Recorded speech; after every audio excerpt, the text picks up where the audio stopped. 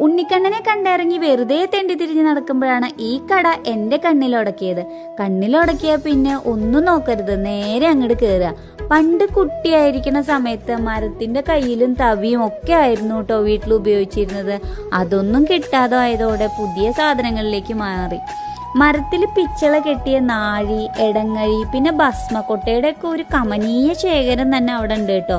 പണ്ട് പുത്തരി കഴിഞ്ഞാൽ വീട്ടിൽ കുറേ കതിര് കൊണ്ടുവരും കേട്ടോ. അതിനെ മെടഞ്ഞ് കെട്ടി കതിർക്കൊലയാക്കാറുണ്ട് കേട്ടോ. അതൊക്കെ സ്ഥിരം ചെയ്യാറ് വല്യമ്മയാണേ.